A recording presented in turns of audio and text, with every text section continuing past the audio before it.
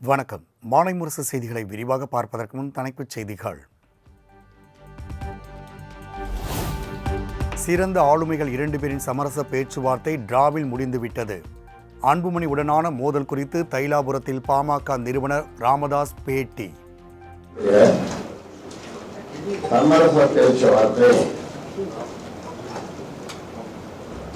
அவர்கள் இங்கே வந்தார்கள், நான் அங்கே போனேன், பேசிக் கொண்டிருக்கிறோம். ஆனால் கடைசியில் டிராவோட முடிஞ்சு போச்சு. டிரா ஒரு முடிவுக்கு வரல.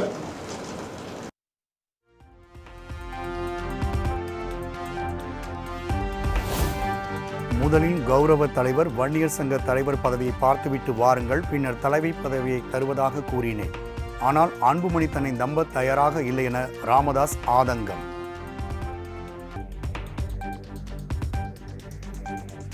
குருவை மிஞ்சிய சீடர் இருக்கலாம், தந்தையை மிஞ்சிய தனையன் இருக்கக்கூடாது என ராமதாஸ் காட்டம். எல்லாம் தனக்கே வேண்டுமென அன்புமணி நினைப்பதாகவும் விமர்சனம். குருவுக்கு மிஞ்சிய சீடன் இருக்கலாம், குருவுக்கு மிஞ்சிய சீடன் இருக்கலாம், ஆனால் தந்தைக்கு மிஞ்சிய தனையன் கூடாது. இதுவே நீதி, நேர்மை, தர்மமாகும்.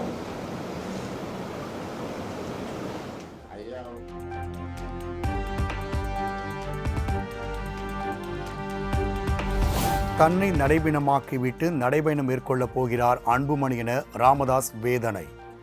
ஐயா குலசாமி என சொல்லிக்கொண்டே நெஞ்சில் குத்துகிறார்கள், அதல பாதாளத்தில் தள்ளுகிறார்கள் என ராமதாஸ் குற்றச்சாட்டு.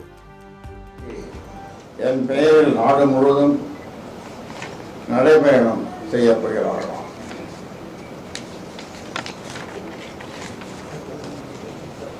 இது எல்லாமே நாடகம்.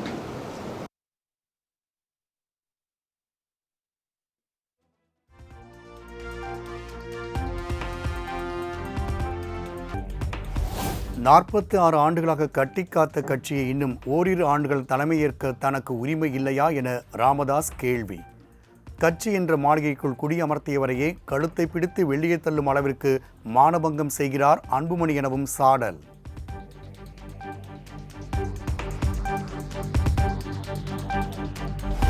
பாமக பொதுச் செயலாளர் வடிவேல் ராவணன் யாருடன் இருக்கிறார், ஏதாவது வெளிநாட்டுக்கு சரக்கறிந்து விட்டுக் கொண்டிருக்கின்றாரா என தனக்கு தெரியாது, மாற்றுவதற்கு துணிவெடுத்து வருகிறேன் என்று கூறிவிட்டு சென்றவர் திரும்பவில்லை என்றும் ஏதோ ஒன்றில் மிதக்கிறார் என ராமதாஸ் கிண்டல். சரக்கோடு இருக்கிறாரா, தண்ணீர் குளித்துக் கொண்டு சாதாரண தண்ணீர் குளித்துக் கொண்டிருக்கிறாரா என்பது தெரியவில்லை. உங்கள் மூலமாக நாம் தெரிந்து கொள்ள ஆசைப்படுகிறேன்.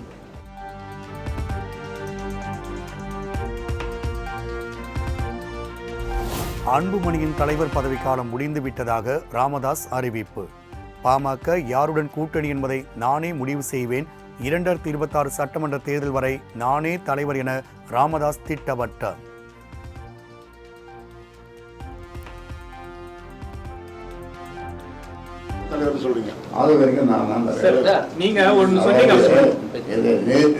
இதை நிறுவிய நான் ஒரு தலைவர் பதவி தான். நான்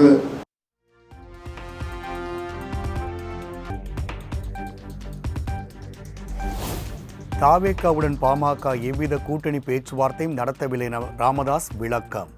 அமித்ஷா உட்பட பாஜகவை சேர்ந்த யாரும் தன்னிடம் கூட்டணி குறித்து பேச்சுவார்த்தை நடத்தவில்லை எனவும் பேட்டி.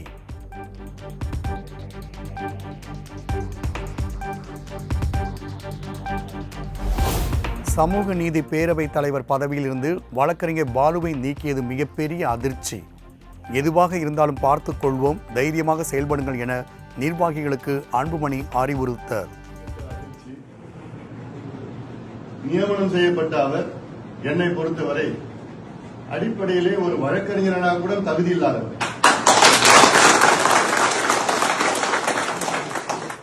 ஒரு வழக்கறிஞராக தன்மை எதையும் நான் பார்த்தது கிடையாது, எந்த தன்மையும் கிடையாது, எந்த தகுதியும் கிடையாது.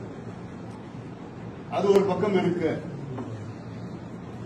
நம்முடைய வழக்கறிஞர் பாலு தலைமையிலே 22 ஆண்டு காலமாக வழக்கறிஞர் சமூக நீதி பேரவை மிக சிறப்பாக செயல்பட்டுக் கொண்டிருக்கிறது.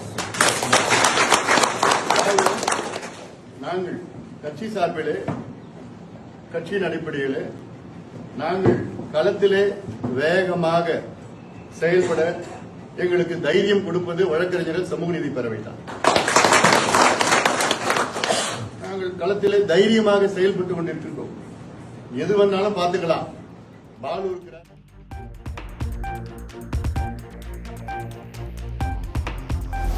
மேட்டூர் அணையில் இருந்து டெல்டா பாசனத்திற்கு தண்ணீரை திறந்து வைத்தார் முதலமைச்சர் மு க ஸ்டாலின்.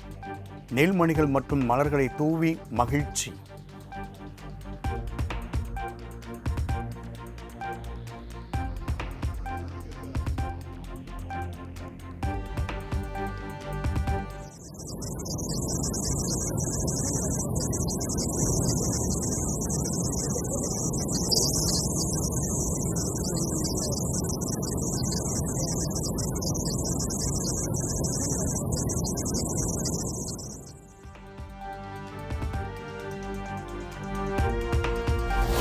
மேட்டூர் அணையில் இருந்து முதற்கட்டமாக 3000 கன அடி தண்ணீர் திறப்பு.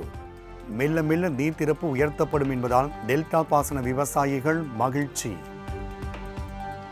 தமிழக அரசு முன்கூட்டியே கடமடையில் எல்லா பகுதியும் தூர்வாரியும் வாய்க்காலில் நல்லா சரியான முறையில் இருக்குது. அதனால் இந்த வருஷம் தண்ணி பற்றாக்குறை இருக்காதுங்கிற நம்பிக்கை எங்களுக்கு இருக்குது. கிட்டத்தட்ட ஒரு 2 லட்சம் ஏக்கருக்கு மேலே இப்போ பயிர் சாகுபடி ஆகும். அதுக்கு உண்டான வேதநெல், உப்பு, உரம் எல்லாமே தயார் நிலையில் இருக்குது. தண்ணியும் இன்னும் எதிர்காலத்தில் தண்ணி இன்னும் வரத்து அதிகமாக இருக்கும்.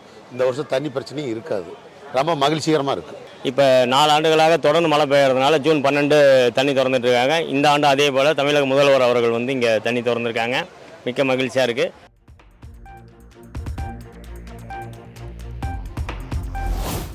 பள்ளி மற்றும் கல்லூரிகளின் ராகிங்கை தடுக்க கண்காணிப்பு கேமராக்கள் பொருத்தம். 7 பேர் கொண்ட குழு நியமிக்கப்பட்டுள்ளதாகவும் உயர்கல்வித்துறை அமைச்சர் கோவி செழியன் தகவல்.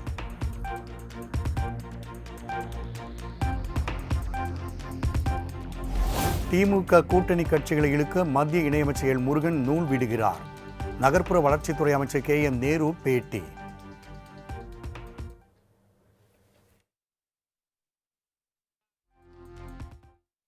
எங்களோட வரதுக்கு அதுல எத்தனை பேர் காத்துக்கிட்டு இருக்காங்க தெரியுங்களா? அல்ல இன்னும் இது வரைக்கும் அவங்க எதையும் நிறுதி பண்ண முடியல அவங்களால. அவர் சும்மா எங்களை கொக்கிய போடுறாரு. யாராவது ஒருத்தர் வரன்னு யார் போவா இதுல இருந்து? அவர் மந்திரி பதவியை காப்பாத்திக்கணும்லங்க. ஏங்க அது கூட சொல்லலன்னா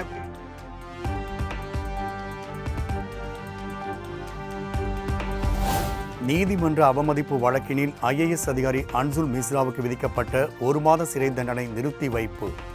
நிலம் கையகப்படுத்தப்பட்ட விவகாரத்தில் விதிக்கப்பட்ட தண்டனையை எதிர்த்து தொடரப்பட்ட வழக்கில் சென்னை உயர்நீதிமன்றம் உத்தரவு.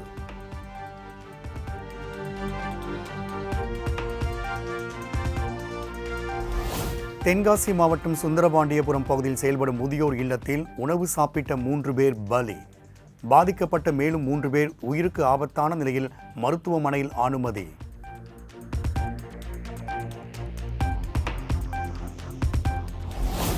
டெல்டா மாவட்டங்களின் பாசனத்திற்கு மேட்டூரில் தண்ணீர் திறப்பிற்கு தஞ்சாவூர் மாவட்ட விவசாயிகள் மகிழ்ச்சி.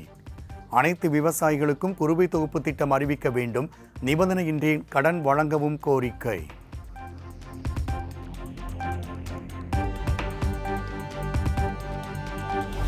கோவில்பட்டி அருகே பெட்ரோல் ஏற்றி வந்த டேங்கர் லாரி சாலையோரம் கவிழ்ந்து விபத்து. பெட்ரோலுடன் டீசலும் கசிந்ததால் உடனடியாக லாரியை அப்புறப்படுத்திய தீயணைப்புத் துறையினர்.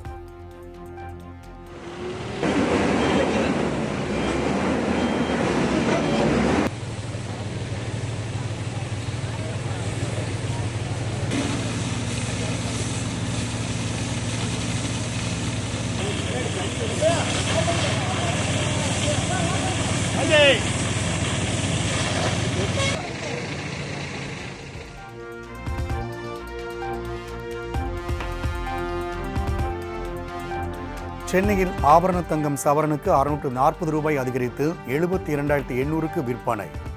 1 கிராம் 80 ரூபாய் உயர்ந்து 9,100 ரூபாய்க்கு விற்பனை.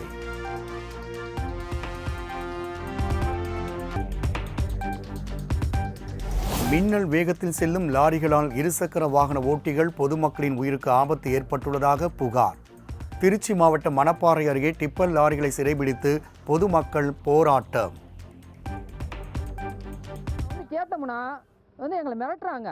நாங்கள் வந்து ஓட்டக்கூடாதுன்னு சொல்லலை, குவாரியை வந்து அவங்க ஓட்டட்டும், அவங்க வந்து எல்லா உரிமையும் வந்து வச்சுக்கிட்டு ஓட்டங்கிறாங்க. எல்லாத்தையும் நாங்கள் மனு கொடுத்துட்டோம், கோரிக்கை வச்சுட்டோம், எங்களுக்கு எந்த ஒரு நடவடிக்கையும் எடுக்கலை. நாங்கள் வந்து ரொம்ப நான் கரெக்டாக 5:30ன்னா நான் பால் கொண்டு வருவேன். வரும்போது எங்களுக்கே வெட்டன்னு நட்டுக்கு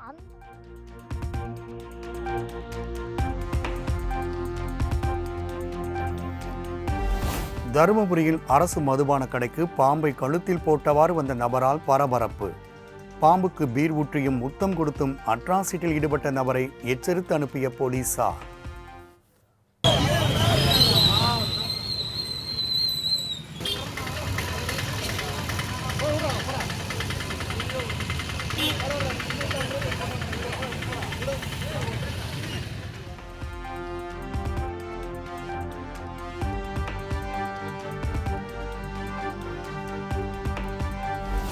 திருச்செந்தூரில் தனியார் விடுதியில் தாய் மகள் விஷம் அருந்தி தற்கொலை. உடல்களை கைப்பற்றி குடும்ப பிரச்சனை காரணமா என போலீசார் விசாரணை.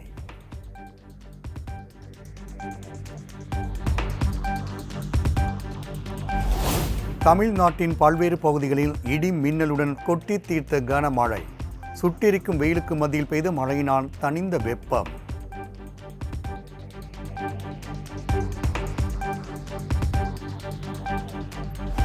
ஜூலை 1 முதல் தட்கல் ரயில் டிக்கெட் முன்பதிவுக்கு ஆதார் கட்டாயம்.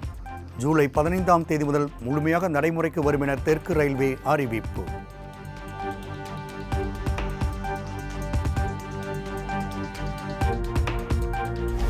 உலகக்கோப்பை கால்பந்து போட்டிக்கான கவுண்டவுனை தொடங்கி வைத்தார் Mexico city mayor. America, Canada, Mexico நாடுகளில் அடுத்த ஆண்டு ஜூன் மாதம் நடைபெறுகிறது கால்பந்து போட்டி.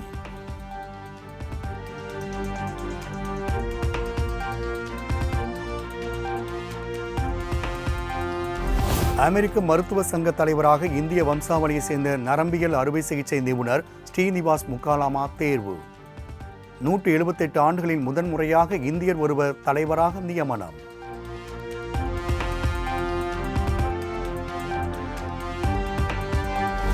போரில் உயிரிழந்த 1800க்கும் மேற்பட்ட வீரர்களின் உடல்களை யுக்ரைனுடன் வழங்கியது ரஷ்யா. போர் நிறுத்த ஒப்பந்தத்திற்கு ஒப்புதல் வழங்காத நிலையில் உடல்களை மட்டும் வழங்குவதாக அறிவிப்பு.